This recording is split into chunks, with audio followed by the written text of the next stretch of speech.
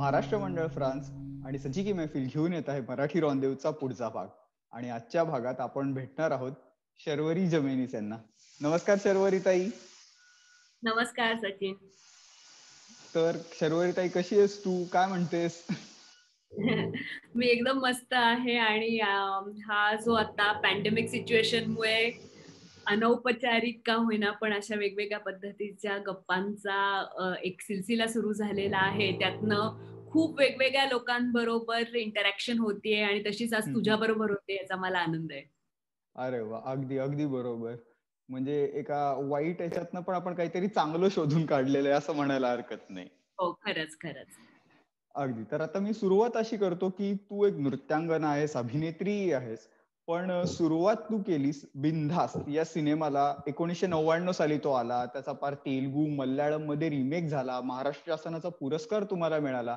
म्हणजे एवढं सगळं असताना पण तू अभिनेत्री व्हायचं सोडून एक नृत्यांगना व्हायचं ठरवलं. हा एक कलाकार म्हणून हा निर्णय किती आव्हानात्मक होता? म्हणजे काय होता काय हा निर्णय? सचिन, आव्हानात्मक खरंच खूप होता. पण ना, मी अभिनेत्री होण्याच्या आधीच मी नृत्यांगना ऑलरेडी होते. म्हणजे असं झालं की मी 7 वर्षाची होते त्यावेळेला गुरुपंडिता रोहिणी भाटे यांच्या नृत्य भारती कथक डान्स अकादमीमध्ये माझ्या आईने मला दाखल केलं. आणि तिथनं माझा नृत्याचा प्रवास सुरू झाला. तर पहिले 3 वर्ष वगैरे मी अशीच रेग्युलर स्टुडंट सारखी नुसतीच क्लासला आठवड्यातनं 2दा जात होते, करत होते. पण जेव्हा मी रोहिणीताईंच्या ऍक्च्युअल सानिध्यात आले, कारण पहिले त्यांच्या सिनियर स्टुडंट्स कडे शिकत होते, पण 3 परीक्षा झाल्यावर त्यांच्या सानिध्यात जेव्हा आले, तेव्हा माझा नृत्याकडे बघायचा दृष्टिकोन पूर्णपणे त्यांनी बदलवूनच टाकला. आणि इतकं प्रेम मला त्या माझ्या कलेविषयी वाटायला लागलं, ज्याला आपण पॅशन म्हणतो, की ज्याच्याशिवाय राहू शकत नाही, इतकं वेड मला लागलं. त्याच्यातली डेप्थ हळूहळू समजायला लागली. अजूनही ती समजतीच आहे, कारण ते इन्फिनाइट आहे. त्याच्यातली क्रिएटिव्हिटी, त्याच्यातल्या वेगवेगळ्या गोष्टी शोधणं, एक्सप्लोर करणं. तर तो प्रयोग किंवा तो शोध, माझा तो प्रवास शोध घेण्याच्या दृष्टिकोनातून चालू झाला तेव्हा. आणि एवढं नक्की माहिती होतं की मी ह्याच्याशिवाय राहू शकत नाही, नृत्याशिवाय. आणि त्याच्यामुळे मग असं त्यामुळे पक्क झालं की युनिव्हर्सिटीत BA आणि MA जे केलं ते डान्समध्येच केलं. आणि MAच्या लास्ट इयरला असताना आम्हाला शेवटच्या वर्षी कोरिओग्राफी बसवायची असते. तसं माझ्या एका मैत्रिणीने, जिने नाट्य हा विषय घेतला होता, तिला एक नाटक डायरेक्ट करायचं होतं आणि तिने पुशी रेगे यांचं रंगपांचालिक हे नाटक निवडलं. सो ज्याच्यामध्ये मध्यवर्ती भूमिका उत्तरा ही होती. महाभारतावर आधारित ते नाटक आहे आणि तिला त्याच्यासाठी शास्त्रीय नृत्यांगना हवी होती. म्हणून तिने मला विचारलं की तू करशील का या नाटकात काम. आणि मला नृत्य करायला मिळणार केवळ, म्हणून मी आनंदाने हो म्हटलं. मी त्या नाटकात काम केलं. 3 परीक्षक होते, त्यातले एक परीक्षक चंद्रकांत कुलकर्णी होते. आणि त्यांनी माझा तिथे अभिनय पाहिला आणि बिनधास्त चित्रपटाविषयी, म्हणजे पुढे माझ्या आयुष्यात बिनधास्त चित्रपट आला. तर बिनधास्त विषयी जेव्हा विचारलं गेलं, तेव्हा मला अजून आठवतंय की मी माझ्या गुरूंकडे परवानगी घ्यायला गेले की असं असं मला भूमिका विचारली गेली आणि मी करू का. तर अर्थातच भूमिका इतकी चांगली होती, सशक्त होती आणि पूर्ण कथानकच इतकं चांगलं होतं की त्या हो म्हणाल्या. त्या नाही अजिबातच म्हणाल्या नाही. पण हो म्हटल्यावरती कुठेतरी मी त्यांच्या डोळ्यामध्ये भीती पाहिली होती की 10 वर्ष ज्या मुलीवर मेहनत घेतलेली आहे. तर अभिनय हे क्षेत्र असं आहे ना की ते शास्त्रीय नृत्याच्या तुलनेमध्ये तुम्हाला एका रात्रीत प्रसिद्ध करतं किंवा तिकडे पैसाही खूप जास्त आहे. तर कदाचित आता ही मुलगी आपलं क्षेत्र बदलणार, ही भीती मी त्यांच्या डोळ्यात वाचली होती. आणि मग मीच त्यांना असं सांगितलं, रोहिणीताई तुम्ही अजिबात काळजी करू नका, नृत्यावर माझं पहिलं प्रेम आहे. अभिनय क्षेत्रात मी वाहवत जाणार नाही. मी मोजक्याच आणि मला ज्या समाधान देतील अशाच भूमिका ह्याच्या पुढेही करीन. आणि मुख्य म्हणजे कोणत्याही बाबतीत नृत्याशी कॉम्प्रोमाइज करणार नाही, तडजोड करणार नाही, असं मी त्यांना तेव्हाच सांगितलं होतं. आणि ते माझ्या डोक्यात खूप क्लिअर होतं. म्हणजे फक्त माझ्या गुरूंसाठी मी हे केलं का, तर असं नव्हतं. मलाच स्वतःला माहिती होतं की मला कशात सगळ्यात जास्त आनंद आहे. आणि तो कुठेतरी सापडणं फार गरजेचं असतं तुम्हाला. कारण तुम्हाला ना खूप वेळा असं होतं की वयाची कित्येक वर्ष तुम्ही चाचपडत राहता की मला हे पण आवडतंय, हे पण आवडतंय, हे पण आवडतंय. आणि नक्की काय मग आपल्याला पाहिजे, धड हे नाही होत, धड ते नाही होत, कारण सगळ्यात 100% तुम्ही देऊ शकता असं नसतं. तर मग तुम्हाला ती गोष्ट कळणं फार गरजेचं असतं कुठल्या तरी टप्प्यावर की नाही, दिस इज इट, की मला हेच हवंय आयुष्यात. आणि काय ना की जेव्हा तुम्ही तेवढे समाधान त्या गोष्टीमध्ये मिळवू शकता ना, जे पैशाच्याही पलीकडचं असतं, प्रसिद्धीच्या पलीकडचं असतं, तर मग तुम्ही ठामपणे पुढे येणाऱ्या मग गोष्टींमध्ये त्याच्याशी फोकस राहू शकता. म्हणजे त्याच्या पुढे बिंदास चित्रपट झाल्यानंतर मला अनेक ऑफर्स आल्या. विशेष करून डेली सोप्सना मी अगदी अगदी यांनी नाही म्हणून सांगितलं, ठामपणे नाही सांगितलं. आणि अवंतिका ही दैनंदिन मालिका सगळ्यात पहिल्यांदा मला संजय सुरकरांनी विचारली. त्याच्यातली मध्यवर्ती भूमिका जी मृणालताईंनी केली आणि जी भूमिका अत्यंत गाजली आणि जी मालिका अत्यंत गाजली, तर ती पहिले मध्यवर्ती भूमिका संजय सुरकरांनी मला विचारली होती. पण काय होतं ना, की डेली सोप केलं की तुम्हाला एकतर महिन्यातले 22 दिवस लीड रोल्स जे असतात त्यांना द्यायला लागतात. सकाळी 9 ते रात्री 9 तुमचं शूटिंग चालतं आणि ती दैनंदिन मालिका तुमची जवळजवळ 1.5 वर्ष, 2 वर्ष, कधी कधी तर 3-3, 4-4 वर्ष चालू राहते. तर मी असं केलं असतं तर शास्त्रीय नृत्य करायचं असेल तर ही एक कमिटमेंट आहे, कारण ती एक साधन आहे. तर तुम्हाला रोजचा 2-3 तासाचा रियाज करणं कंपल्सरी. तो जर नसेल तर तुम्ही त्याच्यात राहूच शकत नाही. तुमच्या स्टेजवर म्युझिशियन्स बरोबर परफॉर्मन्स देऊच शकत नाही. तुमच्यात तेवढा स्टॅमिनाच राहू शकत नाही. सो मला असं वाटलं की मी जर डेली सोप केली असती तर मी घराघरात पोहोचले असते, पण मी माझ्या नृत्यापासून लांब गेले असते आणि मला रात्रीची झोप नक्की लागली नसती. कुठेतरी रोज रात्री झोपताना मला ही खंत वाटली असती की जी गोष्ट मला सगळ्यात प्रिय होती त्याच्यापासून मी लांब चालली. आणि 1.5-2 वर्षाची गॅप म्हणजे खूप मोठी गॅप आहे पुन्हा अख्खा स्टॅमिना भरून काढण्यासाठी नृत्याच्या बाबतीतली. म्हणजे 2 वर्ष बाबा डेली सोप केली आणि पुन्हा आता नृत्याकडे वळले आणि पुन्हा जोमानी सुरू केलं. तर ते जोमानी सुरू करायला सुद्धा पुढे पुन्हा स्टॅमिना कमवायला मला 1 वर्ष गेला असं, आणि एवढी 3 वर्षाची गॅप मला नको होती. सो त्यामुळे माझं ठाम त्या बाबतीत मी अतिशय होते की मला दैनंदिन मालिका करायची नाही. आणि तिथपासून आतापर्यंत जवळजवळ त्या गोष्टीला आता 15-20 वर्ष झाली. तर मी त्याच्यानंतर असंख्य दैनंदिन मालिकांच्या मध्यवर्ती भूमिका मला विचारल्या, पण मी ठामपणे नाहीच सांगितलं. तर हा निर्णय मी घेऊ शकले कारण मला वाटतं की माझ्या गुरूंनी माझ्यामध्ये नृत्याविषयीचं प्रेम कुठेतरी एवढं रुजवलं की मला एकदम असं ज्याला म्हणतो ना की दृष्टी क्लिअर होणं, की नाही मला काय करायचं हे मला कळलेलं आहे आयुष्यात. सो असं खूप कमी वेळा कमी जणांना पटकन सापडतं, पण ते माझ्या गुरूंच्या कृपेने मला सापडलं. अरे अगदी बरोबर, अगदी बरोबर. म्हणजे कुठेतरी समाधान ही गोष्ट आपल्या कलेतून जी मिळते त्याच्यासाठी हा निर्णय घेण्यात आलेला होता की हीच गोष्ट मला आवडतीये, ही गोष्ट कळलेली होती त्यामुळे तसंच काम करण्यात आलं. आता तू रियाजाविषयी बोललीस तर कथ्थक याला पण रियाज आवश्यक असतो. 2-3 तास रियाज तुला द्यावा लागतो. मग आता कोविड वगैरे सिच्युएशन मध्ये सगळेच जण घरी होते. अशा वेळेला घरातच कसा रियाज करत होतीस तू? कसं मॅनेज केलंस हे? खूप चांगला प्रश्न आहे सचिन. कारण काय झालं सांगते की मार्च मध्ये मार्च साधारण 13-14 कडे मी प्रचंड बिझी होते. कारण ना 19 आणि 20 तारखेला युनिव्हर्सिटीमध्ये, पुणे युनिव्हर्सिटीमध्ये एक ना पहिल्यांदाच साईट कोरिओग्राफी ओरिएंटेड थीम आम्हाला दिली होती गुरु शमा भाटे यांनी, आणि त्याच्यावरती मी माझ्या मुलींबरोबर, माझ्या स्टुडंट्स बरोबर कोरिओग्राफी करणार होते. साईट कोरिओग्राफी म्हणजे युनिव्हर्सिटीमध्ये एक मार्बल हॉल आहे ज्याला 24 पिलर्स आहेत आणि ते पिलर्सच तुमचा प्रॉप वापरून तुम्ही कोरिओग्राफी करायची. म्हणजे नेहमीसारखं स्टेज नाहीये, तुम्हाला असं मध्ये मध्ये पिलर्स आहेत, तर तुम्ही कशी कोरिओग्राफी कराल, डान्स कसा बसवाल, आणि हाईड अँड सीक हीच थीम होती. सो त्याचं काम 13 तारखेपर्यंत, कारण 13 पर्यंत आम्हाला सांगितलं होतं नाही नाही आपलं जे आहे ते एज्युकेशनल करिक्युलम मध्येच येतं, त्यामुळे आपला शो काही झालं तरी होणार. बाकी सगळीकडे लोकांनी नाही नाही करायला सुरुवात केलेली होती. तोपर्यंत आम्ही 10 वेळा विचारलं की आम्ही एवढी मेहनत करतो, म्युझिक बनवतोय, कॉस्ट्युम्स बनतायत, तर होणार आहे ना आमचा शो. सो सगळ्यांनी सांगितलं नाही नाही एज्युकेशनल करिक्युलम 19 तारखेपर्यंत आपलं तो हे चालणार आहे, युनिव्हर्सिटीचं जे असतं ते, आणि 19 नंतर बंद करणार होतो आपण. सो काहीच प्रॉब्लेम नाही, आपलं होणारच आहे शो. म्हणून 13 पर्यंत रिहर्सल केली आणि ते एवढं सिरियसनेस आला एकदम त्या गोष्टीला सगळ्या की 14ला आम्हाला कळलं की नाही होते. सो तोपर्यंत एवढी बिझी होते आणि एकदम 14ला कळलं की आता हा 4 दिवसावर आलेला नवीन कोरिओग्राफी, नवीन म्युझिक, नवीन कॉस्ट्युम्स हातात आलेले आणि ठप्प सगळं, काहीच नाही. सो त्याच्यानंतर 2-3 दिवस तर गेले, पण 15-16 तारखेकडे मी नेहमीप्रमाणे मी ठरवलं की आता तर रियाज सुरू करायला पाहिजे पुन्हा. आणि माझ्या रूम मध्ये 5:30 वाजता मी रियाज सुरू केला.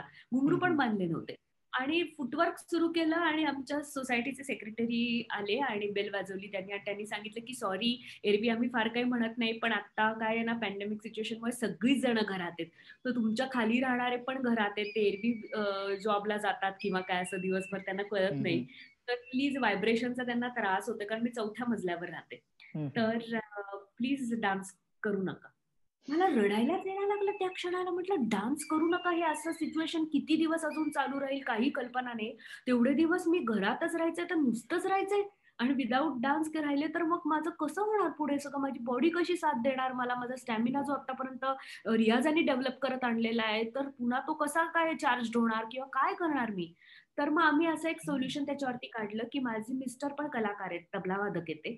आणि त्यांनी त्या एक आमच्याच घराच्या अगदी एक बिल्डिंग सोडून एक फ्लॅट रेंटनी घेतलेला होता, की जिथे ते त्यांचं तबल्याचं सगळं स्टुडंट्स वगैरे यायचे, तर तिकडे त्यांना शिकवायचे. आतल्या खोलीत त्यांनी एडिटिंग आणि व्हिडिओ सेटअप केला होता, म्हणजे स्टुडिओ सारखं केलं होतं आतल्या खोलीत सगळं, तिथे साऊंड प्रूफ करून आणि असं सगळं. आणि हॉलमध्ये ते शिकवायचे. सो आता शिकवणं तर इम्पॉसिबलच होतं, पण आम्ही असं ठरवलं आणि तो फर्स्ट फ्लोअरवर होता फॉर्च्युनेटली तो जो फ्लॅट होता तो. म्हणजे त्याच्या खाली पार्किंगच होतं. त्यामुळे कोणी काही बोलू नव्हतं.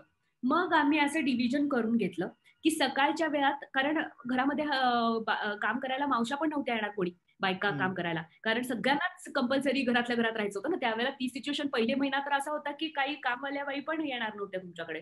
सो तुम्हाला घरचं काम पण तुम्हालाच करायचं होतं सगळं. मग आम्ही डिव्हाइड करून घेतली कामं. म्हणजे भांडी घासण्याचं काम माझ्या मिस्टरांनी केलं, स्वयंपाकाचं मी केलं, झाडणं तर रोज करायचे, पुसणं 2 दिवसाआड करायचं असं सरळ ठरवून टाकलं, की आपल्या घरात दुसरं कोणी येणार नाहीये आणि एवढं अगदी इतकं क्लीन रोजच्या रोज काही हे ठेवायची गरज नाहीये, एवढं पण खराब होत नाही घर किंवा काय, असं आम्ही ठरवून ठेवलं होतं आमचं. म्हणजे त्याच्यात एनर्जी किती घालवायची स्वच्छतेमध्ये आणि स्वतःच्या कलेमध्ये, ह्याचा एक कुठेतरी ताळमेळ ठेवणं गरजेचं होतं म्हणून. सो असं सगळं आम्ही ठरवून घेतलं. आणि माझा मुलगा आहे, आता 7 वर्षाचा आहे तो. तर त्याचं पण ते त्याच्यासाठी हे लॉकडाऊन हेच होतं, तर त्याचं इंटरेस्टिंग कसं होईल, दिवस कसा जाईल, हेही माझ्यासाठी महत्वाचं होतं. कारण तोपर्यंत शाळेची काही कल्पना नव्हती. बरं तेव्हा तर मार्चमध्ये जस्ट त्याची पहिली शाळा संपली होती, म्हणजे पहिलं अकॅडमिक इयर संपलं होतं मार्चमध्ये, कारण सीबीएसई बोर्ड होतं. सो त्याला सुट्टीच होती तशी पण.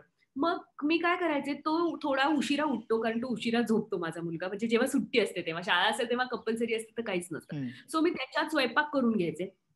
सकाळच्या वेळामध्ये त्याच्याबरोबर ओरिगामी, क्राफ्ट त्याला मनापासून खूप आवडतं. तो ते सगळं इंटरेस्टच्या गोष्टी त्याला सापडवून देणं, त्याला जे काय वस्तू हव्या त्या प्रोव्हाइड करणं, परत त्याच्यापर्यंत घरातनं शोधून मिळवून देणं. मग त्याला कुठे डिफिकल्ट पार्ट जात असेल तर तिथे मदत करणं, पण जिथे तो त्याचं करू शकतो तिथे मग जाऊन आपण लगेच पोळ्या करणं, असं मी मॅनेज करत सकाळ सगळी.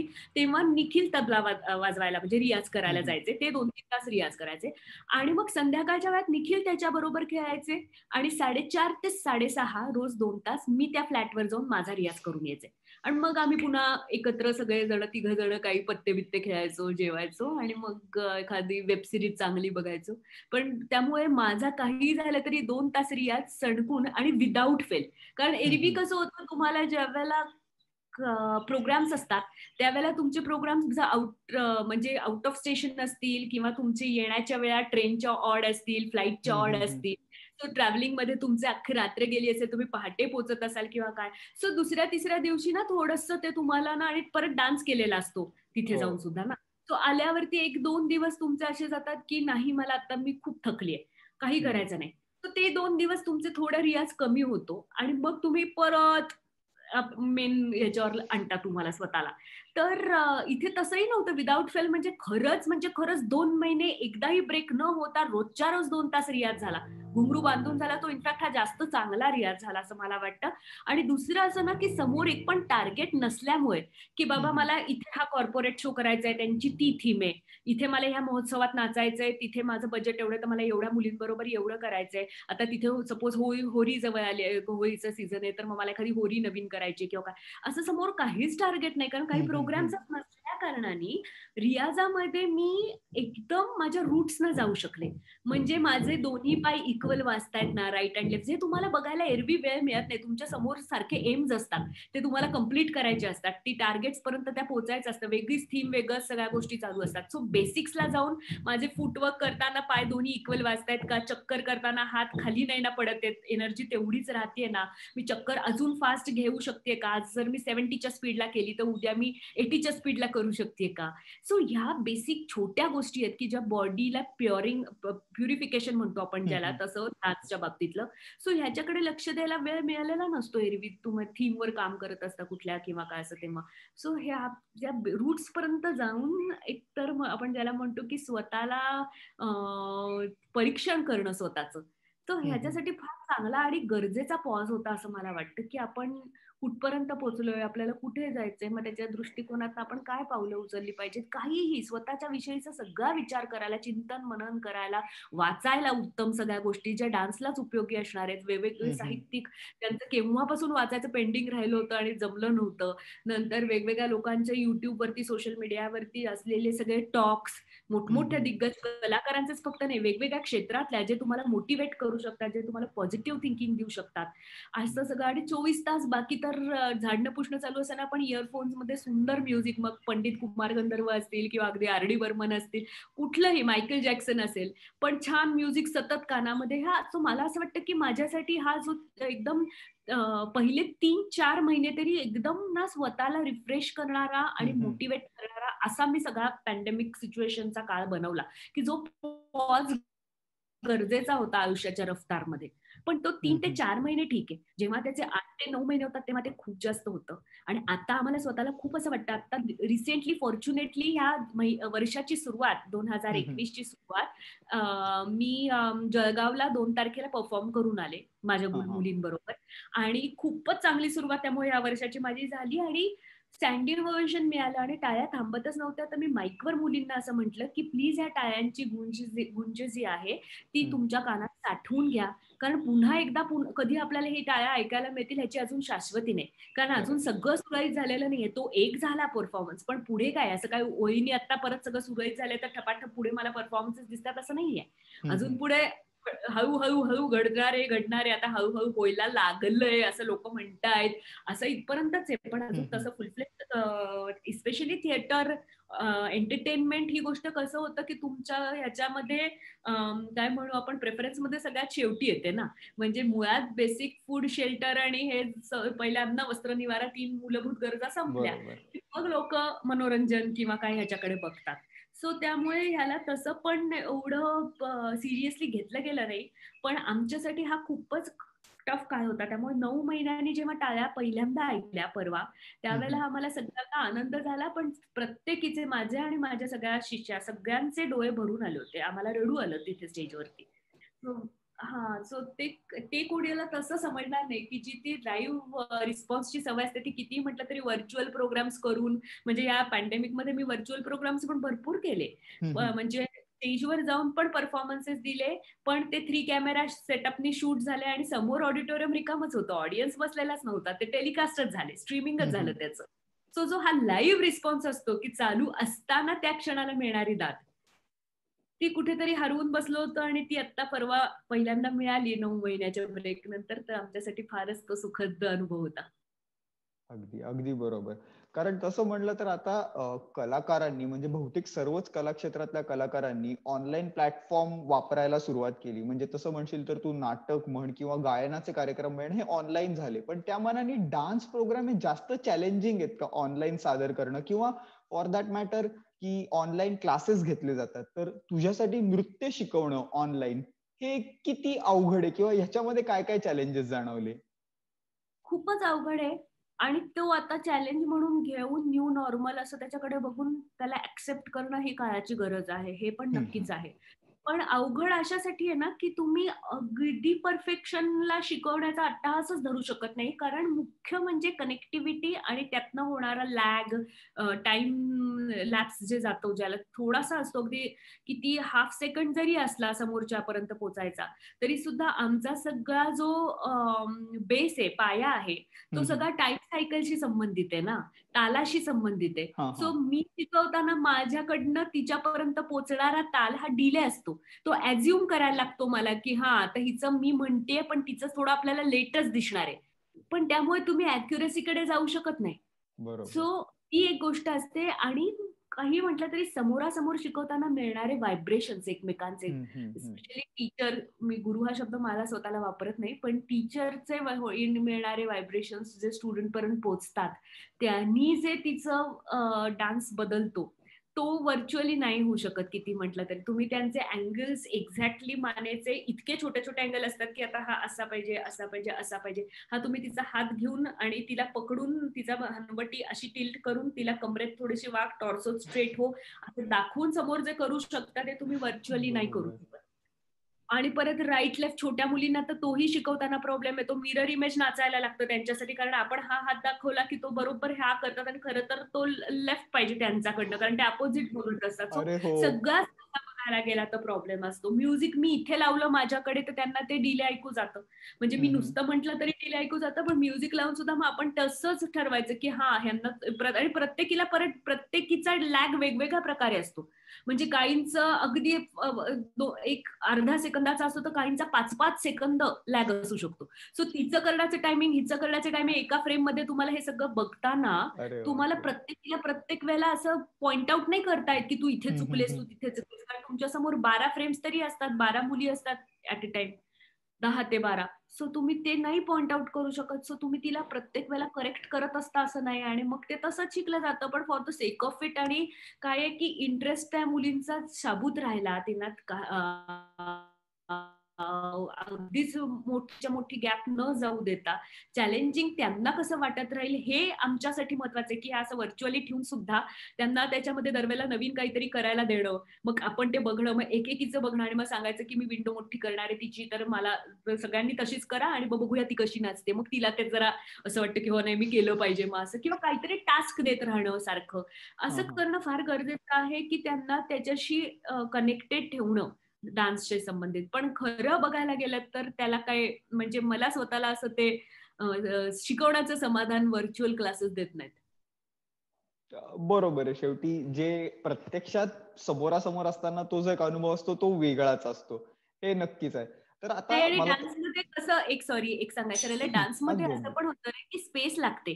म्हणजे मी मागे जाऊन जेव्हा दाखवते ना, तेव्हा माझी तुला फुल फिगर दिसणं गरजेचं आहे. नाहीतर मी पायाचा अँगल काय केलाय, त्याच वेळेला चिनचा अँगल काय आहे माझ्या, किंवा हाताचा काय आहे, हा कट झाला, तर शिकणाऱ्या मुलीला कसं करणार? So same for her also. तिच्या घरात सुद्धा मी तिला असं कसं डिमांड करू, ज्यांच्या घरामध्ये एक छोटंसं घर असेल, वन रूम किचन किंवा काय, फर्निचर भरलेलं आहे, तिला मी कुठे जाऊन सांग बरं नाच सांगू? सो तिला पण बरोबर. लिमिटेशन्स आहेत, बिचारी काय करणार, तिचं मला अर्धच दिसत राहतं कधी कधी. बॉडी पूर्ण दिसूच शकत नाही तिची मला, कारण तिला तेवढी डेप्थच नाहीये तिच्या रूमला मागे जाऊन नाचायला. सो डान्सचं जे आपण म्हणत होतो की व्हर्च्युअली गाणं सोपं, त्यातल्या त्यात गाणं शिकवणं वगैरे सोपं जाऊ शकतं, पण डान्स अजून त्याच्याहून अवघड का जातं, तर डान्सला स्पेस पण लागते. मागे अगदी. तुम्हाला तेवढी डेप्थ दिसणं गरजेचं आहे. ते प्रत्येक मुलीला मिळते असं नाही ना. प्रत्येकीच्याकडे घरात त्यावेळेला काय काय चालू असेल, क्लास चालू असताना एकच रूम असेल आणि घरामध्ये 8-10 लोक असतील तर कसं करणार? ते वावरत राहणार आजूबाजूला किंवा काय. सो हा सगळाच खूप मोठा प्रॉब्लेम आहे. असं एका जागी कोपऱ्यात नुसतं मी बसले आणि तू अशी बोलत राहिली आणि झालं आपली ट्युशन, असा वाला क्लास नाहीये ना हा. हा. हा जागा घेणारा अगदी. क्लास आहे. सो त्याच्यामुळे तोही एक प्रॉब्लेम येतो. अगदी, अगदी बरोबर. म्हणजे हे सगळे चॅलेंजेस असून पण त्या मुलींना म्हणजे तुझ्या शिष्यांना त्या डान्सशी कनेक्ट ठेवणं हे तुझ्यासाठी जास्त महत्वाचं होतं या काळामध्ये. हो, तर नक्कीच. आता असं विचारायला आवडेल मला, की घरात तुम्ही दोघं कलाकार आहात. तू आता म्हणाली, की हं. तबला वाजवतात ते. तर असं होतं का, की तुमचा रियाज म्हणजेच आधी कधी एकत्र रियाज करताना मैफिल जमल्यासारखंच असायचं का? म्हणजे एका बाजूला तबला चालू आहे, एकीकडे डान्स चालू आहे. अशी अशी कधी रियाजाची मैफिल जमवली आहे का? हो, अशी आम्ही पूर्वी तर खूपच केलेली आहे. पण आता असं झालंय, की जेव्हा आम्ही आता विचार करतो, तर प्रोग्राम जवळ आले आणि त्याची आणि माझी डेट जर मॅच होत असेल, कारण तो राहुल देशपांडे आणि महेश काळे यांना पण बरेचदा साथ करत असतो. त्यामुळे माझ्यापेक्षा जास्त त्याच्या डेट्स आधीच गेलेल्या असतात, कारण ती लोकं खूप बिझी आहेत दोघंही गायक. तर हो. त्याच्यामुळे मग आमची जर मॅच होणार असेल डेट आणि आम्ही करणार असू कुठला प्रोग्राम, तर आम्ही वेगळं काहीतरी देण्याचा कायम प्रयत्न करतो. तर त्यानिमित्ताने आम्ही घरी खूप वेगवेगळे विचार पण करतो. पण अपार्ट फ्रॉम दॅट मला स्वतःला काही जर काही नवीन सुचलं, तर ते त्याच्यासमोरच घडतं असं नाही. मी माझं तालवाद्यावरती मी माझा रियाज करते, तो नगमा मशीन लावून करते. तो त्याचा रियाज त्याच्या नगम्यावरती आणि ह्याच्यावर करतो. पण ते झाल्यावरती कसं झालंय याचा फीडबॅक किंवा क्रिटिकली त्याच्याकडे बघणं असेल किंवा अप्रिशिएट करणं असेल, पण एक कायम दोघं एकमेकांना आमची कला दाखवत राहतो. आणि त्याच्यातनं आमचं बऱ्याचपैकी गिव्ह अँड टेक होऊन काय म्हणू आपण, आम्ही रिफाईंड होतो असं मला वाटतं, की तो पण मला त्याच्यातले बारकावे सांगतो. नाही मला वाटतं ह्या जागी तुझी ही बंदिश चांगली झाली आहे, पण एंडकडे जाताना त्याचं हे नाहीये. मग तू अजून थोडा असा विचार करून बघतेस का? असं करून बघतेस का? वगैरे असं मग त्यांनी पण वाजवल्यानंतर मला असं कधी जर काही वाटलं तर मी त्याला सांगते. तर असं आमच्यात खूप होतं. म्हणजे आम्ही आमचेच रियाज करतो. दरवेळेला आम्ही एकत्र रियाज नाही करत. आमचे मॅटर्स वेगवेगळे असतात. तबल्याला काय रियाज करायचा म्हणजे त्याचा रियाज होत नाही ना. माझ्याबरोबर डान्स करताना कसं त्याला माझ्या बंदिशीच वाजवायला लागतात. मी ज्या बरोबर. नाचणार असेल त्या किंवा नुसता ठेका धरायला लागतो एवढंच होतं. पण त्याच्या व्यतिरिक्त सोलो तबला आर्टिस्ट म्हणून खूप गोष्टी असतात ना आणि त्यांचा हात चालण्याच्या दृष्टीने, वेगवेगळ्या लयीत करण्याच्या दृष्टीने किंवा काय त्यांच्या खूप असतं. सो आम्ही तसं अदरवाईज नुसतं कधीतरी सुरू होतो. म्हणजे तो एखादा ठेका लावतो आणि मला म्हणतो की चल आता काय म्हणू आपण स्पॉन्टेनियस उपज ज्याला म्हणतो आम्ही. सो तसं सुरू करूया. मग तो काहीतरी वाजवतो, मग तो छंद नुसता ऐकायचा, मग मी पायातनं काढायचा, असं करतोच कधी-कधी. पण रोजचा रियाज तो असा म्हणून आम्ही बघत नाही त्याच्याकडे. पण नक्की रोज जे काही घडलंय ते रात्री आम्ही एकमेकांशी डिस्कस करतो आणि नवीन काही सुचलं असेल तर त्याच्यावर एकमेकांचे सल्ले नक्की घेतो. बरोबर. म्हणजे हे कलाकारच घरात असल्यामुळे हे जे गिव्ह अँड टेक तू म्हणाली त्याने दोन्हीही कलाकार प्रगल्भ होत आहेत. दोघांच्या कलेमध्ये वृद्धी होती असं आपल्याला म्हणता येईल. हो, नक्कीच. आता मला एक थोडासा वेगळा प्रश्न विचारायला आवडेल. ते म्हणजे फ्युजन डान्स. आजकाल डान्स शो म्हण किंवा विविध महोत्सवात म्हण, एक कथ्थक किंवा जे एक ट्रेडिशनल नृत्य प्रकार आहे तो आणि पाश्चिमात्य नृत्य प्रकार एकत्र करून फ्युजन डान्स आजकाल सादर केले जात आहेत.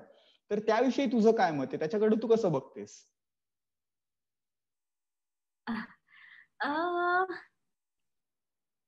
खूप सर्रास फ्युजन हा शब्द वापरला जातो आणि कसंही मॅच केलं जातं. सो मला असं वाटतं की नेहमी फ्युजन हे जेव्हा दोन कुठल्या तरी वेगवेगळ्या शैली एकत्र येतात, तेव्हा जेव्हा घडतं, तेव्हा त्या शैली एकमेकांसाठीच बनल्या होत्या किंवा एवढ्या कॉम्प्लिमेंटरी होत्या एकमेकांना, असं वाटण्यासारखं झालं तर ते खरं फ्युजन. बरोबर. नाहीतर मग काय होतं, की करायचंच ठरवलं तर ते कशावरही काहीही गोष्टी घडूच शकतात आपल्या. पण ते ओढून-ताणून आणलेलं फ्युजन असतं. म्हणजे खूप वेळा असं होतं ना, की कॉर्पोरेट शोजमध्ये अशी रिक्वायरमेंट असते आणि ते खूप वेळा असं सांगतात, की नाही कथक, भरतनाट्यम एकत्र करा आणि ते कसं लोकांना असं त्याचं फॅसिनेशन वाटतं.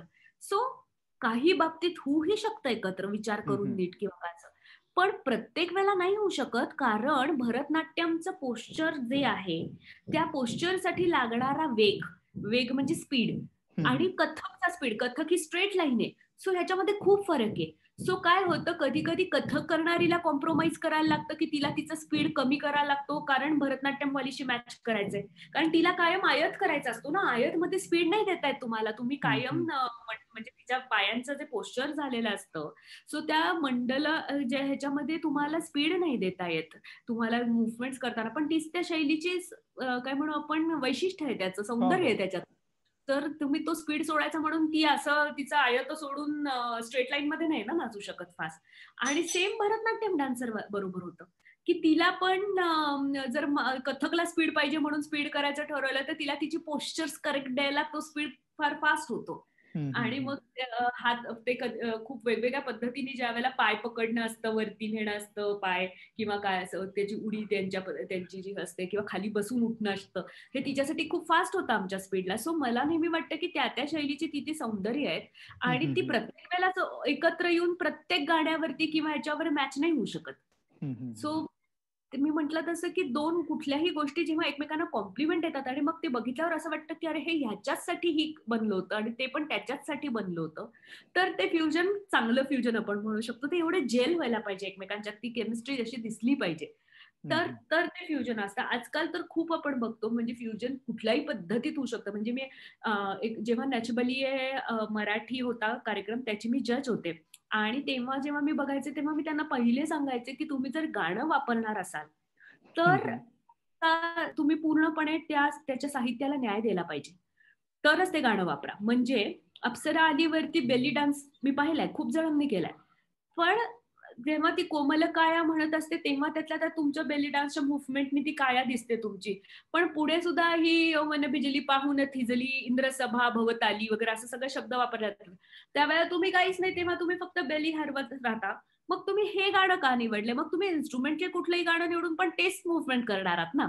मूव्हमेंट तुमच्या फिक्स्ड आहेत बेली डान्सच्या. सो तुम्ही हे गाणं जर निवडलंय, तर तुम्ही ह्याच्यामधनं काय सांगितलं जातंय, ते तुमच्या डान्समधनं मांडलं तर हे आम्हाला जस्टिफाय होतं, की अरे हां, हे बरोबर आहे. हे गाणं हे निवडून हिने परफेक्ट दाखवलं सगळं. तर ते लोकं गाण्याकडे बघत नाहीत. ते 1 2 1 2 3 पकडतात त्यातलं. म्हणजे कुठल्याही गाण्यातलं. मग त्याला काय अर्थ नसतो. मग तुम्ही बीट्सच पकडायचे असतील आणि लिरिक्सला तुम्हाला महत्वच द्यायचं नसेल. कसं होतं ना, म्हणजे मी आता एक शिवाजी महाराजांचं जे आपलं अजय अतुलनी केलेलं आणि कविराज भूषणनी लिहिलेलं जे आपलं टायटल सॉन्ग होतं राजा शिवछत्रपती मालिकेचं. सो ते एकदा मी एका इव्हेंटमध्ये मोठ्या फिल्म इंडस्ट्रीतल्या परफॉर्म करणार होते आणि मला सांगितलं होतं की येतानाच पुण्यामधनं की ते दावा दृग दंडपर चितामृग झंडपर भूषण वितुंडपर जैसे अधिराजे हे ते कडवं तुला करायचंय. सो मी सगळं अर्थ शोधून आणि असं सगळं मृगझुंडपर चित्ता म्हणजे चित्त्याचं कसं वर्चस्व असतं सगळ्या हरणांच्या कळपावर आणि ते सगळं बसवून गेले. आणि मी तिथे जाऊन बघितलं बाकी सगळी जी कडवी होती त्याच्यावर नुसतं डन डडा डन डडा तेज तमा अंसपर. आता तेज तमा अंसपर म्हणजे जसं अंधारावरती तेजाचं वर्चस्व असतं वगैरे हे काही त्यांना दाखवायचंच नव्हतं. ते नुसतं डन डडा डन डन डन डन डडा डन डन डन डन एवढेच बीट्स पकडले होते हे हे. सो जोश दिसतच होता. मावळे झाले होते सगळेजण मशाली घेऊन होते पण त्यांना अर्थ दाखवायचाच नव्हता तुम्ही जर निवडलाय त्या श्लोकाचा किंवा कशाचा. सो मला असं वाटतं की तसं नाही तुम्ही जे काय गाणं निवडताय जे म्युझिक आहे आणि जे शब्द आहेत त्याला जर लिटरेचर तुम्ही वापरत असाल तर त्याला जस्टिफाय होणारे तुमच्या मुवमेंट्स पाहिजेत. तर तसं फ्युजन मध्ये दिसतच नाही अजिबात. नुसतंच एकाला एक सगळं ठिगळ लावल्यासारखं दिसतं जोडल्यासारखं दिसतं. सो तर त्या फ्युजनला मी फ्युजन नाही म्हणणार पण कधी कधी फार सुंदर फ्युजन होतात. म्हणजे आता आपण साधं हे बघूया ना आता आफरीन आफरीन सपोज गाणं आहे तर नुसरत फतेह अली खान साहेबांचं. आता ते फ्युजनच आहे. त्यांनी बाकी सगळी रागदारी जी केली ती क्लासिकल केली मागे सगळं वेस्टर्न परकशन आहे आणि तुम्हाला ते डेझर्ट आणि ह्याच्यातला फील्ड येतं कुठेतरी. पण इतकं सुंदर फ्युजन झालंय ते की त्याच्यामध्ये एकतर पाकिस्तानी सगळं त्यांचं गाण्याचा ढंग किंवा काय असा थोडासा उर्दू भाषा सगळी आणि त्या सगळ्या ह्याच्यामध्ये म्युझिकला वेस्टर्न एक सिम्फनी येऊन जाते. पण ते सगळं इतकं कमाल जे झालंय की तुम्हाला ते असं वेगळं नाही काढतायत एकमेकातनं. सो अशी फ्युजन्स पण आहेत ना आपल्याकडे जी सुंदर आहेत आणि जी खरंच मी म्हटलं तसं की वेगळी नाही काढतायत ती खरी फ्युजन्स. ठिगळं लावल्यासारखी हे आणि हे एकत्र केलंय आणि मग त्याचा काही त्याच्याला संबंध नाही. तर असे आजकाल खूपच लोक करतात पण त्याचा एवढे सिरियसली विचार नाही करत घेताना की आपण का घेतलं हे स्वतःलाच पहिले विचारलं पाहिजे की मला का हेच गाणं का पाहिजे होतं आणि मग माझ्या या शैलीसाठी हे गाणं का मी निवडलं असेल तर मला याच्यातनं काय बेनिफिट मिळणार आहे की म्हणजे हे गाणं निवडल्यामुळे की मला बाबा वेगळं बॉडी लँग्वेज एक्सप्लोर करायला मिळते व्होकॅब्युलरी डान्सची नवीन मिळते म्हणून मी हे गाणं एक्सप्लोर करते का काय. म्हणजे हे तुम्ही स्वतःलाच असे प्रश्न विचारले की आपोआप तुम्हाला उत्तरं सापडतात आणि मग तुम्हाला जर ते जस्टिफाय झालं असेल ना एकदा तर ते लोकांना पण होतं आणि मग ते खरं फ्युजन वाटतं. खरंय बरोबर आहे. म्हणजे नुसता ठेका नाही तर त्या गाण्यातले शब्दही तेवढेच महत्वाचे आहेत हे लक्षात घेतलं पाहिजे फ्युजन करताना. तर आता मला असं विचारायला आवडेल की तू भारतात जसे शो केलेस भारतात असंख्य काम करतेस जसं तू भारताबाहेर युरोपमध्ये येऊन गेलीस फ्रान्समध्येही तू येऊन गेलीस तर त्या भेटीविषयी काय सांगशील? खरं सांगायचं ना तर भारतापेक्षा सुद्धा भारताच्या बाहेर जेवढं अप्रिशिएट होतं ना शास्त्रीय नृत्य बाकीच्या बाबतीतलं ठीक आहे. म्हणजे हिंदी चित्रपटसृष्टी मला बॉलिवूड हा शब्द नाही आवडत. सो हिंदी चित्रपटसृष्टीतल्या गाण्यांविषयी वगैरे पण क्रेज असतेच. पण भारतात शास्त्रीयला जेवढा रिस्पेक्ट म्हणावा तेवढा मिळत नाही. पण भारताच्या बाहेर भारत माहितीये तो त्याच्या या सगळ्या शास्त्रीय कलांसाठीच असं मला वाटतं आणि खूप जास्त रिस्पॉन्स मला कायमच असं जाणवलेलं आहे की मी ज्या ज्या वेळेला भारताच्या बाहेर गेलीये माझ्या कॉन्सर्टसाठी तेव्हा लोकांनी खूप छान बघितल्यात त्या आणि कमाल रिस्पॉन्स मिळाला. म्हणजे तिथे तर इनफॅक्ट लोक म्हणतात की आम्हाला प्लीज फ्युजन वगैरे काही करू नका आम्हाला प्युअर बघायचंय जे काय असेल ते. इतका तिथे कॉन्ट्रास्ट असतो आणि इथे कॉर्पोरेट शोज ना पहिले विचारतात की फ्युजन आहे का तुमच्याकडे. सो हा खूप मोठा फरक आहे. पण नुसतंच बघायचं असतं असं नाही. मला असं वाटतं की कारण शास्त्रीय नृत्यामध्ये स्पिरिच्युअलिटी आहे ते फक्त एंटरटेन करत नाही. It is beyond that. So त्याच्यामुळे कुठेतरी काय होतं की लोकांना ते बघितल्यानंतर सुद्धा दीर्घकाळ त्यांच्यावरती तो इम्पॅक्ट राहतो ह्या डान्सचा. आणि तो काय आहे तो शब्दात सांगता येत नाही. That is abstract. पण ते तुम्हाला शांती देऊन जातं ऑडियन्स म्हणून सुद्धा आणि ते तुम्हाला विचार पण करायला लावतं ऑडियन्स म्हणून. सो ते एंटरटेनमेंटच्या पलीकडे जाणारं असल्यामुळे कुठेतरी ही स्पिरिच्युअलिटी बाहेरच्या देशांमध्ये खूप त्याच्याविषयीचा विचार केला जातो किंवा शोधली जाते किंवा त्याच्या बाबतीत सगळे अलर्ट झालेत की म्हणजे योगा वगैरेच्याकडे सुद्धा वळतात बाहेरची लोक, हो. ती तेवढ्याचसाठी असं मला वाटतं. आणि खूप जास्त, आणि योगा खरं तर भारतातनं पहिल्यापासून आपण बघितलेलं आहे की त्याचं तिथनं त्याची निर्मिती जास्त सगळ्यात झालेली होती, आणि आता सगळेजण आपल्याला दिसतात की योगा करतात किंवा काय. सो मला वाटतं की ते कुठेतरी शांत स्वतःला करणं आणि किंवा आतमध्ये शोधणं स्वतःला, काहीतरी एक असतं की जे शब्दात नाही म्हणता येत, आणि ते तर तसं ते कुठेतरी फिलॉसॉफिकल गोष्टींशी आमचा डान्स जोडलेला असल्या कारणाने, ना की फक्त एंटरटेनमेंट, तो लोकांना बाहेरच्या खूपच अपील होतो. त्यांना मे बी शिवा म्हणजे काय ते माहिती नसेल, म्हणजे शिवा माहितीच असतो, पण म्हणजे आपली जी समर्पणाची भूमिका आहे तर ती त्यांची टीचर आणि स्टुडंट मध्ये पण नसते ना. गुरु हो, शिष्य हो. परंपरेमध्ये जी येते, जी गुरु विषयीचं वाटणं असतं, जे फिलिंग असतं, ते टीचरला ॲज त्यांचा फ्रेंड असल्यासारखंच ट्रीट करतात. ते त्यांच्याशी तसं बोलू शकतात, कुठल्याही गोष्टीवर चर्चा करतात. आपल्याकडे तसं घडत नाही. सो हा जो रिस्पेक्ट किंवा एक आदरयुक्त भीती जी असते आपल्याला आपल्या गुरुची किंवा काय, सो हे फिलिंग त्यांना माहित नाहीये. किंवा समर्पण, की गुरूंसाठी काही करणं, म्हणजे फॉर एक्झाम्पल देवासमोरची सुद्धा भक्ती जी आहे, ते डिव्होशन म्हणजे काय, कशा पद्धतीने मिरेनी केलेलं डिव्होशन असेल ते किंवा काय. सो ह्या सगळ्या गोष्टी त्यांच्यासाठी अशा एकदम वेगळ्या आहेत.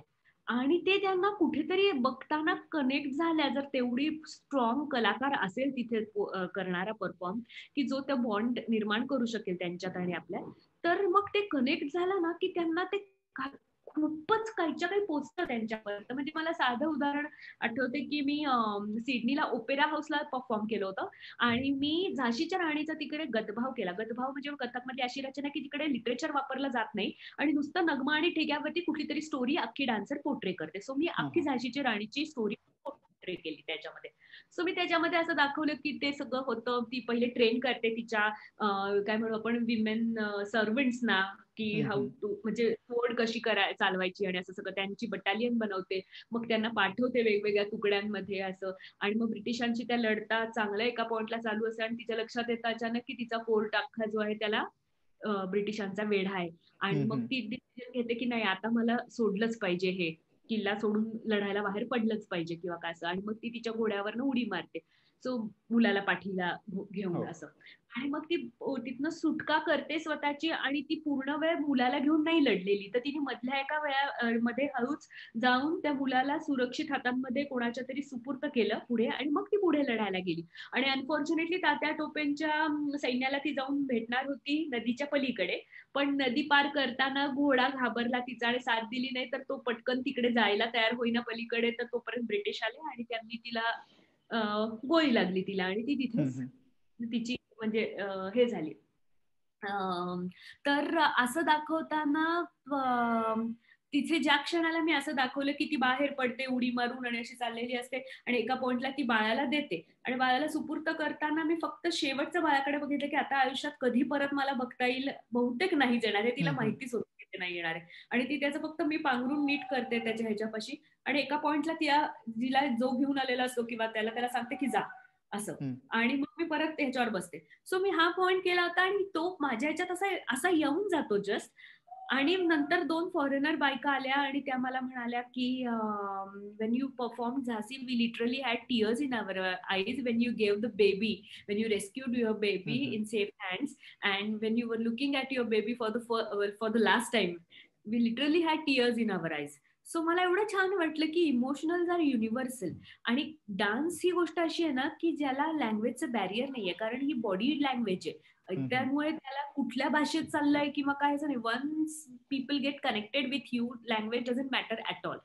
किंवा for that matter classical vocal सुद्धा, वोकलमध्ये सारेगम पदनिसा वगैरे सुरांची जी जादू होते, त्या सुरांनी जी घडते मांडणी, आणि त्यांनी जी केमिस्ट्री बनते, त्यांनी जे इमोशन्स क्रिएट होतात, ते युनिव्हर्सल आहे, ते सुद्धा लँग्वेजच्या पलीकडचे. सो तसंच क्लासिकल डान्स आहे. सो त्याच्यामुळे ते खूप जास्त अपील होतं. आणि मग तुम्ही लँग्वेजच्या बाहेर जेव्हा जाता की ते बॅरियर राहत नाही, आणि त्याच्या पलीकडे तुम्ही ऑडियन्सशी जेव्हा कनेक्टेड राहता, सो तेव्हा मला वाटतं की ते खूप जास्त पोचतं लोकांपर्यंत. सो मला तसाच अनुभव कायम जेव्हा मी भारताच्या बाहेर परफॉर्म केलं तेव्हा आला. अगदी अगदी छान. म्हणजे हा खरंच एक ऑडियन्स म्हणूनही जे रिस्पेक्ट असतो कलाकारांसाठी, तो जर वेगळा असेल तर तो परफॉर्मन्स एका वेगळ्या लेवलला जातो. म्हणजे ते जाणवतं तुम्हाला परफॉर्म करताना. तर आता मला असं विचारायला आवडेल की हा नृत्य शैलीचा हा पुढचा प्रवास याच्याकडे तू कसं बघतेस? आता या आतापर्यंत एवढा मोठा प्रवास, इतक्या मोठ्या काळापासून ही आलेली एक परंपरा आहे, हा एक वारसा आहे. तर ह्याचा पुढे आता फ्युजन सारखे प्रकार होत आहेत किंवा शास्त्रीय नृत्याकडे थोडंसं बघण्याचं प्रमाण कमी झालेलं आहे. तर अशा वेळेला त्याचा प्रवास कसा असेल पुढे? तू कसं बघतेस याच्याकडे? सचिन, नाही, इच्छुक लोक कमी नाही झालेली, कारण ना क्लासमधल्या मुलींचं प्रमाण खूप वाढलंय. हम्म, आणि म्हणजे पेरेंट्स रादर ज्याला आपण म्हणू की सुजाण झालेले आहेत अशा बाबतीत, की त्यांना वाटतं की आपल्या मुलांनी शास्त्रीय नृत्य शिकावं. आपल्या मुलींनी, रादर मुलांना वाटणारे खूप कमी आहेत अजून, पण तरी मुलींनी शिकावं असं वाटणारे खूप आहेत. आणि पुण्यामध्येच त्याचं खूप उदाहरण आहे की ह्या गल्लीत जर क्लास असेल तर त्याच्या पुढच्या गल्लीत दुसऱ्यांचा क्लास असतो, पण या गल्लीतही 60 मुली आहेत आणि त्या गल्लीतही 60 मुली शिकतायत. अरे, सो हम्म, आमच्याकडे तू पुण्यात पाहिलं तर एकदम कल्चर डान्स, क्लासिकल डान्सेससाठी एकदम शिकण्याच्या दृष्टीने फार चांगलं आहे. आणि असं हम्म, प्रत्येक आताच्या पेरेंट्सना वाटतं की मुलांनी शिकावं आणि तिने त्याच्यात करिअर केलं तरी त्यांना प्रॉब्लेम नाहीये. करिअरच्या वेगवेगळ्या वाटा आहेत आता. सो मला वाटतं की त्याच्यासाठी उलट इनफॅक्ट माझ्या गुरूंनी ज्या खस्ता खाल्ल्यात किंवा त्यांना ज्याच्यातनं जायला लागलं, कारण हम्म, 1947 साली माझ्या गुरु रोहिणी भाटे यांनी पहिली नृत्य भारती कथक डान्स अकॅडमी जेव्हा पुण्यात स्थापन केली, त्यावेळेला पुण्यातच काय महाराष्ट्रात सुद्धा एकही शास्त्रीय नृत्याची संस्था नव्हती. आणि महाराष्ट्राला स्वतःची अशी शास्त्रीय नृत्य शैली नाहीये.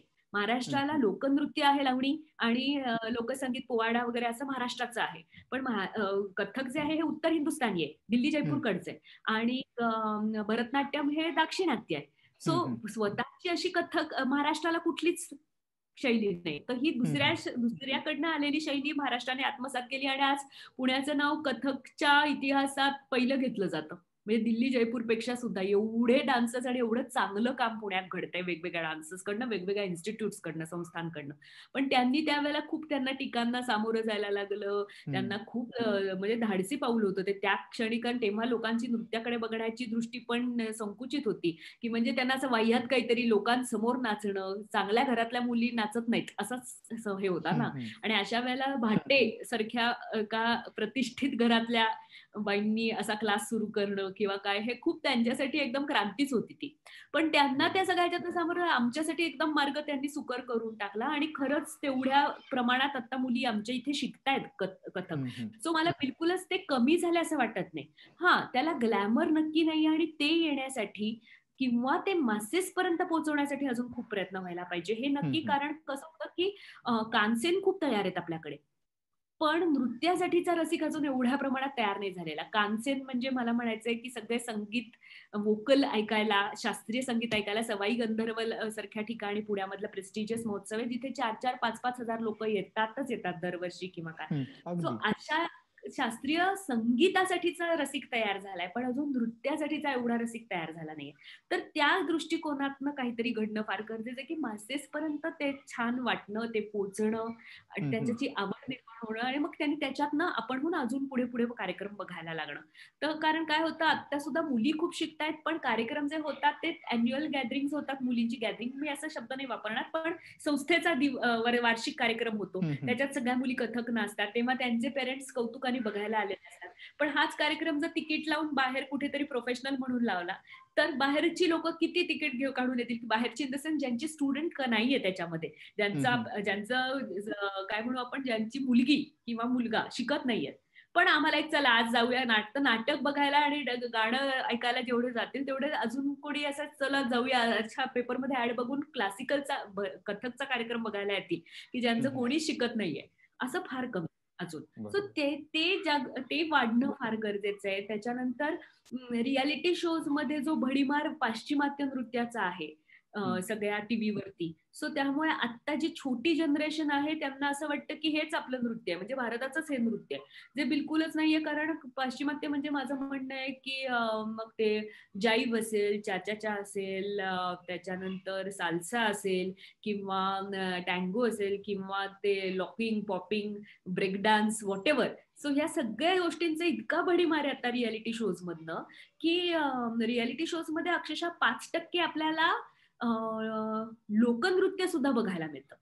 म्हणजे शास्त्रीय नृत्य लांब राहिलं, पण आपल्याकडचं म्हणजे आता सपोज घुमर हे जे एवढं फेमस झालेलं गाणं आहे, किंवा पिंगा ग बाई पिंगा वगैरे, असं एखाद दुसरं गाणं येतं की ज्याच्यावरती जे भारतीय परंपरा किंवा त्याची संस्कृती दाखवणारं गाणं असतं, कारण ते लोकनृत्याशी संबंधित आहे. मग ते लावणीशी संबंधित असू शकतं किंवा गरबा दांडियाशी संबंधित असू शकतं, अशा पद्धतीचं. सो असं एखाद प्रमाण 5% असतं आणि बाकीचा वेळ आपण सगळं फक्त लिफ्टच बघतो की इथे स्प्लिट घातली जाते, डोक्यावर घेतलं जातं, कधी खांद्यावर घेतलं जातं, कधी असं फिरवलं जातं, कधी आर्च घातली जाते, कधी स्प्लिट असते. म्हणजे फ्लेक्झिबिलिटी असते. अवघड नाहीये का? तर नाही, असं माझं बिलकुल म्हणणं नाही. व्यवस्थित अवघडच आहे ते नृत्य सुद्धा, पण ते आपलं नृत्य नाहीये. आपल्याकडे प्रेम दाखवायला आपण डोळ्यातनं बोललो तरी प्रेम कळतं. आपल्याला प्रेमासाठी असं तिकडून आणि इकडून पळत आलंय आणि एकदम घट्ट मिठी मारून उचललंच आहे डायरेक्ट, आणि मग ती तिकडून तिकडे गेली आहे, मग तिने कार्टविलच घातली आहे, असं प्रेम आपलं नाहीये ना कार्टविलवालं. आपलं इन द सेन्स भारतीय संस्कृतीतलं. बरोबर. ते खूप वाढलंय, ते सगळं खूप वाढलंय आता. तर ते मात्र कमी करायला चॅनल्सनी मदत केली पाहिजे, असं मला नेहमी वाटतं. जेन्युअनली वाटतं की लहान मुलांचे रियालिटी शोज मध्ये का त्यांनी अप्सरा अलीवर नाचायचं? म्हणजे छोट्या मुलींनी यौवन बिजली पाहून थिजलीवर एक्सप्रेशन द्यायचे आत्ताच, म्हणजे आत्ताच तिने यौवनातलं एक्सप्रेशन दिले तर तिचं लहानपण तिथेच संपलं. जो इनोसन्स असतो लहानपणातला तो गेला ना. सो ह्याच्याकडे कोणी गांभीर्याने बघत नाही, किंवा पालक पण बघत नाही की आपल्या मुलांनी आता काय नाचलं पाहिजे. त्यांना वाटतं तिने लावणी करावी, तिने डोळा मारावा, तिने ओठ चावावे. आणि छोटीशी मुलगी असते ती कंबर हलवताना चांगलीच दिसते, गोडच वाटतं, गोड करते असंच वाटतं. पण त्याचा मागचा गंभीर अर्थ लोकांना कळत नाही की तिचे मुवमेंट्स, तिचे भाव हावभाव तुम्ही मोठ्यांचे जेव्हा तिला घ्यायला लावता, कारण एक्सप्रेशन, कारण गाणं तसं म्हणत असतं, तर तिचं लहानपण संपतं ना तिथेच. सो तो हा विचार होत नाही. तो ह्या दृष्टीने पण विचार करणं फार गरजेचं आहे.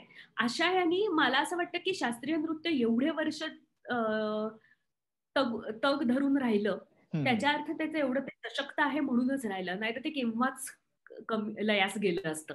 पण ते गेलं नाही, कारण त्याच्यात तेवढी ताकद आहे. आणि असे स्पीक मॅके वगैरे सारख्या ज्या एनजीओज आहेत ज्यांच्याशी मी असोसिएटेड आहे फॉर्च्युनेटली, ह्या खूप काम करत असतात. तर त्या नवीन जनरेशन जी आहे सगळी, तर त्यांच्यामध्ये डान्सच फक्त नाही, क्लासिकल आर्टचं महत्व कळावं म्हणून त्या शाळांमध्ये आणि कॉलेजेसमध्ये, कॉन्व्हेंट स्कूल्समध्ये किंवा काय असं केंद्रीय विद्यालयांमध्ये लेगडेम ठेवतात हे स्पीक मॅकेची लोक असतात ते. सो मी पण तिथे एकदा जेव्हा गेले होते, तर म्हणजे एकदा नाही, मी भरपूर केले त्यांचे शोज.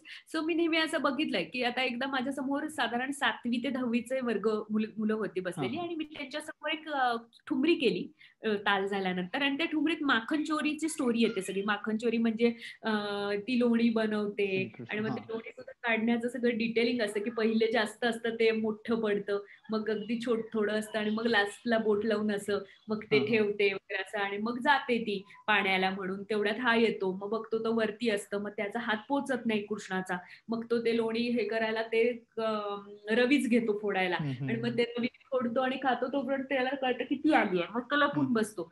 मग ती येते आणि बघते तर पहिले सगळा राडाच झालेला असतो फुटल्यामुळे खाली सगळं, आणि मग तिच्या पायातच ते घुसतं तिच्या मटकीचं हे, आणि मग ते ती काढून बाजूला टाकते, आणि मग ती म्हणते की हा हे नक्की ह्याचंच काम असणार. मग ती इकडे शोधते, नाहीये, तिकडे शोधते, बघते तिला दिसतो तो लपलेला. मग ती हळूच जाऊन त्याला पकडते आणि पकडून आणते, आणि पहिले रागवल्याचं ऍक्टिंग करून म्हणते की काय काय केलंस हे, असं म्हणून एक दिव कट असं म्हणून त्याच्याकडे बघते, आणि मग तिला हसायलाच यायला लागतं, पण ती ते त्याला दाखवत नाही, कारण तो सगळा बरबटलेला असतो लोण्याने. आणि मग ती स्वतःचा पदर पहिले हाताने करायला लागते, मग स्वतःचा हात तरी कशाला खराब करायचा, मग पदराने त्याचं तोंड पुसते, मग त्याच्यात इथे सगळ्या बटांना वगैरे ते लागलेलं असं बरबटलेलं, तर ते पुसते सगळं, आणि परत चिडल्याचं दाखवते त्याच्या. आणि मग ती म्हणते हे सगळं करून ठेवलंस तू, देऊ का, परत त्याला विचारते एक. आणि मग तू परत चिडून बघते तर तो रडताना दिसतो. मग ती म्हणते तुझं नेहमीचं नाटक आहे, काही रडू नकोस माझ्यासमोर वगैरे असं. आणि मग तो खूपच जास्त रडायला लागतो, आणि मग ती विरघळते, त्याला रडताना तर बघून तिला आवडत नसतं ते. मग दोन्ही डोळ्यात पाणी येते म्हटल्यावर ती म्हणते थांब थांब थांब, तुला अजून लोणी खायचंय का, एका आटीवर पण रडायचं नाही बिलकुल. मग ती ते लोणी घेते, मग त्याला त्याचे डोळे पुसते पहिले, आणि मग ते खायला देते त्याला. आणि मग खाता खाता ते तिला भरून येतं, कारण तो एवढा छोटासा असतो, आणि मग ती त्याला जवळ घेते. सो हे सगळं त्यांना खूप आवडतं सगळं. मी नेहमी पाहिलेलं आहे की त्याचा डांबरेटपणा, हळूच घुसणं आतमध्ये, ती हे काढणं, कडी काढणं वगैरे असं सगळं. आणि मग जेव्हा ही ठुमरी संपते तेव्हा खूप टाळ्या पडतात, आणि मग मी मुद्दामून त्यांना विचारते आवडलं का तुम्हाला, तर ते हो म्हणतात. मग मी त्यांना सांगते की का, मी विचारते की आत्ताच्या स्थितीमध्ये, म्हणजे सिनारिओमध्ये आपल्या सगळ्यांनाच म्हटलं फिल्म म्युझिक आवडतं, मला पण खूप आवडतं, पण काय होतं ना, बीडी जलेले आपण ऐकतो, खूप आवडतं. आणि मग कजरारे येतं आपण बीडी जलेले विसरतो. मग मुन्नी बदनाम येतं आपण कजरारे विसरतो. मग शीला की जवानी येतं आपण मुन्नी बदनाम विसरतो. तर माझं पॉइंट असं आहे की का असं होतं तर कारण ह्या सगळ्या जे गाणी आहेत ही आपली फक्त तात्काळ मनोरंजन करतात एकदम थोड्या वेळासाठी. आणि आत्ताच्या ठुमरीला तुम्ही एवढ्या भरभरून टाळ्या दिलात ना, ती 200 वर्ष जुनी आहे आणि अजून मला ती करताना आनंद मिळतो आणि मला नवीन काय काय त्याच्यात सापडत राहतं करताना. ही आपल्या परंपरेची आणि संस्कृतीची ताकद आहे कलांची. असं म्हटल्यावर त्यांना ते कळतं आणि मग ते पोचतं आणि मग त्या टाळ्या पडतात त्यांना जास्त. म्हणजे आपण एक्झाम्पलच दिलेलं असतं ना समोर तशा ह्याने. सो तशा पद्धतीने प्रचार प्रसार करत राहते मी. म्हणजे फ्युचरमध्ये अशा ह्यानी होण्यासाठी किंवा लोकांपर्यंत ते जास्तीत जास्त पोहोचण्याच्या दृष्टिकोनातनं. तसंच माझं एक प्रोडक्शन मी त्या दृष्टिकोनातनं फक्त मासेसना कथक आवडावं म्हणून केलेलं आहे, फुटप्रिंट्स नावाचं. फुटप्रिंट्स म्हणजेच पाऊलखुणा आणि या हिंदी चित्रपट सृष्टीतल्या कथक नृत्याच्या पाऊलखुणा असं केलंय. पण त्याच्यामध्ये हिंदी चित्रपट सृष्टीतल्या गाण्यांबरोबरच ना मी कथकच्या पारंपरिक रचनांचं गुंफण केले. मी असे वेगवेगळे त्याच्यामध्ये विषय निवडले. फॉर एक्झाम्पल होरी असेल तर होरीमध्ये पहिली होरी येते मोहे रंग दे लाल, जी आत्ताची लेटेस्ट ह्याच्या बाजीराव मस्तानी मधलं गाणं होतं. तर मिर्जू महाराजांनीच कोरिओग्राफ केलेलं. त्याच्यानंतर डायरेक्ट माझं कडवच येतं, ओ आई होरी आई ओ पिया तो से नैना लागे रे, ते कडवं. आणि मग त्याला जोडून पंडित कुमारजी गंधर्वांची माझ्या गुरूंनी बसवलेली पारंपरिक रचना तारी दे दे गारी ती येते. तर नुसतं मी माझ्या गुरूंची रचना बघायला या म्हटल्यावर कोणी येत नाही. पण जेव्हा हिंदी चित्रपट सृष्टीतली कथक आहे म्हटल्यावरती संबंधित कथक आहे म्हटल्यावर लोक नॉस्टॅल्जिक व्हायला आवडतं लोकांना. सो लोक येतात. आणि त्यामुळे हे प्रोडक्शन माझं असं आहे की ज्याचे माझे जवळजवळ 17-18 शोज झालेत आतापर्यंत. अदरवाईज क्लासिकल डान्सचे शोज एखादं प्रोडक्शन घेतलं तर 3 ते 4 शोज होऊन बंद करायला लागतं. पण मी असा विचारच केला की लोकांना नॉस्टॅल्जिक व्हायला आवडतं. कारण एरवी सुद्धा क्लासिकल गाण्याच्या मैफिलीला लोक जातात तेव्हा ते बडाख्याल ऐकणारी लोक 10%च असतात आणि 90% लोक वाट बघत असतात. कधी एकदा काय म्हणू आपण भजन आणि हे येतंय किंवा बगळ्यांची माळ फुले ऐकू येतंय किंवा काही ह्याची वाट बघत असतात सगळेजण. आणि कुमारजींची निर्गुणी भजनं असतील किंवा आपलं माझे माहेर पंढरी कधी येतंय आहे तिथे असं. सो ते त्यामुळे तो जो धागा आहे तो मी पकडायचा प्रयत्न केला. पण त्याच्यामध्ये मी सुरुवातीला गणेश वंदना करते आणि मग त्याच्यानंतर म्हणते की आपण प्रवासाला या सुरुवात करणार आहोत हिंदी चित्रपट सृष्टीशी संबंधितल्या. पण ते कथकशी संबंधित असल्यामुळे मुळात कथक काय आहे हे तुम्हाला सांगणं गरजेचं आहे असं मला वाटतं. आणि म्हणून एक छोटीशी झलक बघूया म्हणून मी प्युअर ताल प्रेझेंटेशन आधी 10 मिनिटं करते. म्हणजे लोकांना आल्यावरती मॅक्झिमम प्युअर गोष्टींचं बंदिशी कशा दाखवता येतील. मी एक कजरी नाचते नाही आहे घनश्याम घेरी आई बदरी बसून करायचा अभिनय, तो माझा 8 मिनिटाचा अभिनय आहे ज्याच्यामध्ये विरहिणी येते कारण तो आला नाही म्हणून तिला दुःख होतंय. आणि ते करतानाच मी त्याला जोडून मी रैना बीती जाए शामना आहे हे गाणं करते. आणि ते 2.5 मिनिटं आहे आणि हे 8 मिनिटं आहे. पण ते दोन्हीचं मिळून लोक विसरून जातात की किती वेळाचं काय होतं. पण म्हणजे तुम्हाला मी प्युअर जास्त दाखवते हे तुमच्या लक्षातच येत नाही. पण हा माझा एक प्रयत्न आहे की जो मला स्वतःला असं वाटतं की त्याचा रिस्पॉन्स खूप चांगला मिळतोय आणि जास्तीत जास्त लोकांपर्यंत कथक लोकप्रिय व्हायला विदाउट डायल्युटिंग इट्स काय म्हणू आपण किंवा त्याचे जे काय सगळे नॉर्म्स आहेत त्याच्यामध्ये कुठेही ते हे न करता कॉम्प्रोमाइज न करता अगदी शास्त्रोक्त गोष्टी ठेवून सुद्धा जास्तीत जास्त लोकांपर्यंत पोहोचवायचा असे वेगवेगळे प्रयत्न चालू आहेत. अगदी अगदी बरोबर. असाच एक वेगळा प्रयत्न म्हणजे एक तू तुझ्या सोशल मीडियावर म्हणजे फेसबुक किंवा इंस्टाग्रामवरनं बैठक म्हणजे बैठ्या नृत्यशैली छोट्या छोट्या क्लिप्स टाकत असते. तर त्या खूप इंटरेस्टिंग असतात. म्हणजे तू कधी कविता घेतेस किंवा कधी छोटंसं गाण्यातलं एखादं कडवं घेतेस तर ते नुसतं बसून ही जी सादर केली जाते हे काय आहे म्हणजे ह्याच्याबद्दल काय सांगशील? नाही मी असं हे ऍक्च्युली मी लॉकडाऊन मध्येच केलेला विचार आहे की मला असं वाटलं की 1 मिनिटाचा इन्स्टावरचा स्पॅन असतो. सो मी करू शकते IGTV किंवा रील किंवा अजून काही दुसरं काही जर करायचं असेल तर. पण मला तसं नव्हतं करायचं. मी म्हटलं की लोकांचा आत्ताचा एकूण सुद्धा पेशन्स बघता लोकांना फार 3-4 मिनिटाचं बघण्यात फार इंटरेस्ट नसतो. आणि 1 मिनिटात मी माझं परिणामकारक कसं काय दाखवू शकेन किंवा काय नाही तर त्यांच्या हातातच हे स्क्रोल कधीही करू शकतात. त्यांच्या हातातली गोष्ट आहे ती. त्यांना जर ते कनेक्ट नाही झालं तर सो माझ्यासाठी हा चॅलेंज होता की कुठलीही स्टोरी मांडताना ती 1 मिनिटात संपली पाहिजे. आणि तरीही मला वेगवेगळ्या स्टोरीज मांडायची इच्छा होती ना, की फक्त काय म्हणू आपण शृंगार म्हणजे नटणं, मुरडणं ते कितीही दाखवू शकतो डान्सर म्हणून. पण मला तसं नव्हतं करायचं. सो मग मला एक ती हळू वेगवेगळा मी विचार करायचे, की काय करता येईल, काय करता येईल? मग मला त्याच्यात ती रोज नावाची मी एक कॉन्सेप्ट केली, ज्याच्यामध्ये गुलाबाचं फुल असतं. तर ते प्रत्येक स्टेजवरती फुल तेच असतं, पण प्रत्येक स्टेजमधल्या बाईला त्याचा अपीअरन्स कसा होतो, की पहिली छोटी मुलगी खिडकी उघडते, तिला फुल दिसतं, तर ती एक्सपिरियन्स नसते. तर ती घाईघाईत एक्साइटमेंटमध्ये पटकन तोडायला जाते, की कोणी घ्यायच्या मला सापडला असं. तर तिला काटा टोचतो. आणि मग दुसरी तरुण मुलगी असते, तर ती उघडून बघते, तर तिला गुलाबाचं फुल दिसतं. मग ती ते हळूच अलगद काढते. काढतानाच तिला तिचा प्रियकर दिसतो. मग ती स्वतःच्या गालावरनं ते फिरवून फिरवून त्याच्या अंगावर टाकते. मग तिसरी जी असते ती प्रॉपर गृहिणी, जिला सगळ्यातनं गेलेली एक्सपिरियन्स्ड अशी असते. तर म्हणजे काय म्हणू आपण 30शीतली किंवा 40शीतली अशी. तर मग ती त्या फुलाकडे बघते, तर तिला आनंद होतो, की आलं बाबा नेहमीसारखं. मग ती ते बरोबर काटे 2 बाजूला करते, ते काढते असे ते काढते. ते ती खोचते आणि परत पोळ्या करायला सुरुवात करते आणि फक्त तिला आनंद झाला, की आहे बाबा आपलं फुल आलेलं आज. जसं पाणी घालतो. आणि शेवटची आजी दाखवली होती, की तिला ते दिसत पण नाही आलंय की नाही म्हणून ती चष्मा घालून बघते आणि मग तिला कळतं हा आलंय. मग तिला ते असं तोडायचे त्राण नसतात, तर ती कात्री घेऊन थरथरत कात्रीने कापते आणि तिचं प्रयोजन काय तर ती देवासमोर अर्पण करते, की आता पुढचं सगळं माझं ठीक होऊन जाऊ दे.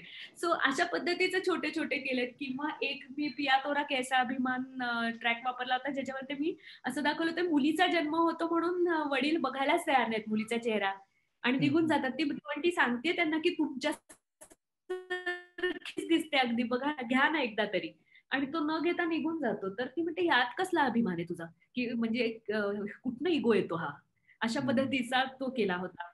दुर्गा आत्ताची, तर मी एरवी दुर्गाच्या माझ्याकडे खूप माझे वेगवेगळे कथकमधले कवित आहेत. पण मला आत्ताच्या मुलींना रिलेट करायचं होतं. म्हणून मी साधं असं दाखवलं होतं दुर्गामध्ये, की एक कॉलेजमधली मुलगी असेल किंवा ऑफिसमधली असेल, काही तुम्हाला जे समजायचं ते समजा. तिला डिफिकल्टी येते म्हणून ती विचारते, "येऊ का?" ती त्यांना विचारायला लागते, तर ते तिच्या हातावर हात ठेवतात. मग ती फक्त हात काढते. मग तिच्या खांद्यावर त्यांचा हात येतो. मग तो ती बाजूला करते आणि मग ते काहीतरी तिला म्हणतात, तर तिला त्याचा त्रास होतो आणि ती पळून जाते. म्हणजे पळून जाते त्या सिच्युएशनमधनं घाबरून लपते आणि मी मुद्दामून असं लपून तिथे टिकली लावली होती, which is just a symbol of strength म्हणजे पॉवर. कारण दुर्गा आणि ती लाल टिकली लावून जेव्हा ती येते, तेव्हा ती परत ती विचारते त्यांना, की असं काहीतरी आणि ते तिला असं गालाला काहीतरी करायला जातात आणि ती त्याचा हात पकडते. आणि फक्त हात पकडून सोडतच नाही. डोळ्यातनंच फक्त त्याच्याकडे धारदार बघत राहते. इतकं तिच्या डोळ्यात ताकद असते, की त्याचा हात तो झटका-पटका करण्याच्या ह्याच्यातनं शेवटी तो गिव्ह केलेला हात कळतो तिला. म्हणजे समोरच्याची शक्ती ह्या हातातनं संपली आहे. आणि मग ती तो हात सोडून देते. मग तो हात बाजूला जातो आणि ती फक्त त्याला नाही सांगते. सो असं मी काय-काय वेगवेगळे ट्राय केलं आणि मला फार मजा आली त्याच्यामध्ये. सो अजूनही चालूच आहे वेगवेगळं आता मध्ये 2-3 वेगळे कार्यक्रम्स आणि असाइनमेंट्स होत्या. त्याच्यामुळे मग अजून परत आता मी तिथे वळली नाहीये त्या गोष्टीकडे. पण हे माझे रिकाम्या वेळातला छंद आहे, पण जो माझ्या डान्सला समृद्ध करतो. अगदी, अगदी बरोबर. कारण खूपच छान ती सादरीकरण होती आणि मी सोशल मीडियावरच्या कमेंट्सही बघितल्या. सगळ्यांना खूप आवडलेल्या होत्या. तुझ्याकडनं आणखीन ते खूप करा असंच सगळ्यांच्या रिक्वेस्ट तिथं बघायला मिळाल्या होत्या. तर आता मला आता असं शेवटाकडे आपण आलेलो आहोत आता. तर मला असं विचारायला आवडेल, की आता तू पुढं काय घेऊन येणार आहेस? तू कुठल्या माध्यमातून नवीन तुझे काय प्लॅन आहेत? अ, मी तुला म्हटलं तसं सचिन, की डान्स मॅक्झिमम लोकांपर्यंत पोहोचवायचा प्रयत्न हं, माझा हं. शेवटपर्यंत राहील, की तो लोकप्रिय व्हावा, जास्तीत जास्त मासेसपर्यंत पोहोचावा असा. आणि दुसऱ्या दृष्टिकोनातनं खरंच मनापासून सांगायचं ना, तर की मी माझं आयुष्य प्लॅन नाही करत. प्लॅन नाही करत म्हणजे मी डान्स करत राहते. डान्स सोडायचा नाहीये आणि रियाज करत राहायचा आहे. रियाजातनंच मला आपणहून एकातनं एक प्रोग्राम्स येतात. तो प्रोग्राम सुंदर झाला तर दुसरा मिळतो ऑब्व्हियसली. तुम्ही जर त्याच्यात 100% दिलं असेल तर एकातनं एक असं आत्तापर्यंत तरी माझं आयुष्य असं एकदम त्या एका गोष्टीचं चांगलं झालं म्हणून त्यातनं दुसरं आलं, त्यातनं तिसरं आलं. मला नेहमी असं वाटतं, की तुम्ही तुमचा 100% दिला असेल कुठल्या गोष्टीमध्ये तर ते क्लिक होतं आणि तुम्हाला त्यातनं अजून मिळत राहतं. सो मला माहित नाही, की मी अजून काही प्लॅन नाही केलेलं पुढचं असं करत राहायचं एवढंच आत्ता कारण कसलीच शाश्वती नसल्यामुळे आणि कुठले प्रोग्राम्स असे लाईन्ड अप पण नसल्या कारणाने अनफॉर्च्युनेटली. सो आत्ता तसं प्लॅन करणंही गरजेचं नाहीये. सो बघू आता आधी मुळात सगळ्यांची लाईफस्टाईल सुरळीत परत परत होऊ दे. हे जे आपण आता सगळेजण 4 भिंतींमध्ये सॅनिटायझेशन सारखं करून मास्क लावून वगैरे हिंडतो, हे सगळं नॉर्मल होणं गरजेचं आहे. आता आपल्या फ्युचर प्लॅन्स पेक्षा सुद्धा in general personal future plans पेक्षा सुद्धा इन जनरल सोशल लाईफच रुटीन सगळं किंवा काय जे काय आहे ते इन जनरल आपली पूर्ण सृष्टी अर्थ हेच सुरळीत नीट परत सगळं होऊन जाऊ दे सगळेजण, मग त्याच्यातनं परत पुढचा सगळा विचार करता येतो. पण मी असं कधी प्लॅन केलं नाही माझं आयुष्य. सो जे आलं त्याच्यावरती झोकून दिलं आणि 100% करत राहिले, तसंच पुढे पण करत राहील कुठलीही गोष्ट. मग मी चीफ गेस्ट म्हणून कुठे गेले, भाषण जरी द्यायचं असेल तरी मी प्रामाणिकपणे I make it a point की नुसतं हाय हॅलो न करता त्याच्यापेक्षा काहीतरी वेगळं दिन, 4 गोष्टी लोकांना माझ्याकडनं मिळतील त्या ऐकून त्यांना घरी गेल्यावर असं वाटेल परत एकदा विचार करावा की अरे हो ती असं बोलली. तर असं काहीतरी काही का होईना पण असं कायम समोर आलेल्या गोष्टींमध्ये झोकून देणं स्वतःला आणि होल हार्टेडली करणं हे मी करत आले. सो मला वाटतं मी तेच करत राहीन शेवटपर्यंत आणि शेवटपर्यंत डान्स करत राहीन. मग तो 4 भिंतीत असेल तरी, स्टेजवर असेल तरी मला आनंदच आनंद आहे. किंवा माझ्या खिडकीच्या समोर मोबाईल ठेवून 1 मिनिटाचा व्हिडिओ असला तरी मी कायम माझ्या त्या खिडकीत ठेवते तो मोबाईल आणि सेल्फी असतात सगळे माझे. मी कोणाला सांगत पण नाही माझा करा म्हणून. सो आपलं एकदम चालू राहतं. सो मला सगळ्यात आनंद आहे. कारण तुम्हाला रोजच्या रोज दिवसामध्ये जर क्रिएटिव्हिटी काहीतरी घडणार असेल, काहीतरी नवीन सापडणार असेल, तुमचा दिवस आनंदी बनतो. आणि छोट्या छोट्या गोष्टीत आनंद शोधायला मी शिकली. सो मला आणि डान्सनी शिकवलंय मला, मे बी असं पण असेल किंवा माझ्या गुरूंनी ती नजर दिली आहे मला. सो मला असं आज आकाशामध्ये वेगळी छटा आली संध्याकाळच्या वेळेला तरी खूप आनंदच मिळतो आणि माझा दिवस छान जातो. कुंडीत वेगळं फुल उमललं, कुंडीत जास्त फुलं उमलली तरी मला आनंदच असतो. सो त्या छोट्या छोट्या गोष्टीत प्रत्येकानेच मला वाटतं आनंद शोधला ना तर तुमचं जीवन फार सुंदर होऊ शकतं. सो तसं चालू आहे सुरळीत सगळं. हा म्हणशील तर मला काय करायला आवडेल तर मला नक्की एक बिनधास्त सारखी दर्जेदार भूमिका करण्याची फार इच्छा आहे आणि तशी कधी आयुष्यात आली तर मी सोडणार नाही नक्की. आणि बिनधास्त सारखी म्हणजे वैजूचीच पाहिजे असं नाही, पण बिनधास्त मध्ये ज्या फुटेजनी आली होती किंवा तशा पद्धतीने आता माझ्या ह्या वयातली जी असेल ती पण चालेल, पण ती अशी कसदार भूमिका त्याच्या मी शोधात आहे नक्की. आणि एखादं नाटक आयुष्यात करायला आवडेल. प्रोफेशनल करीन असं नाही, कारण नाहीतर डान्सवरती सफर होईल, पण अमॅच्युअर लेवलवरती तरी मला ह्या टप्प्यावरती असं वाटतं की पुन्हा एकदा, मी पूर्वी पण केलेले आहेत 1-2 अमॅच्युअर नाटकं, पण आता ह्या टप्प्यावर पुन्हा वाटतं की एखादं नाटक करण्याची मला इच्छा आहे. सो बघू. अगदी अगदी छान. शर्वरीताई, खूप खूप आभार तुझे. महाराष्ट्र मंडळ फ्रान्स आणि सचिकी मैफिल तर्फे तू मराठी रॉक देऊसवर आली, खूप बोललीस आणि मी तुझा खूप खूप आभारी खूप आहे. बोललीस म्हणजे तुला कशाने म्हणतोयस, तू खूप बोललीस म्हणजे खूप जास्त बोललीस असं आहे नाही, ती खूप नाही नाही नाही असं नाही, खरंच. अगं म्हणजे तू नुसती बोलत नाहीस, म्हणजे तू बोलते ना तेव्हा तू डोळ्यातनं पण बोलत असतेस, हातवारे पण करत असतेस. म्हणजे असं नाही की तू नाचायलाच पाहिजे दरवेळेला, तुझं सगळं शरीर बोलत असतं. त्यामुळे खरंच खूप खूप छान वाटलं. हा अनुभव नुसता बोलण्याचाही खूप छान होता, असंच मी म्हणेन. नाही नाही तर एडिटिंग तुझ्या हातात असेल तर तू करू शकतोस by all editing means. Editing आहेच माझ्या जोक्स हातामध्ये, तो अपार्ट, प्रश्न पण नाही. मला पण फार बरं वाटलं की महाराष्ट्र मंडळ फ्रान्सनी मला इन्व्हाइट केलं. सचिन, तू मला इथे इन्व्हाइट केलंस आणि माझा जो काय आतापर्यंतचा छोटासा प्रवास आहे आयुष्यातला तो मला तुमच्या सगळ्यांशी बरोबर शेअर करायची संधी मिळाली त्यानिमित्ताने. Thank you so much. धन्यवाद. खरंच खरंच खूप खूप आभार.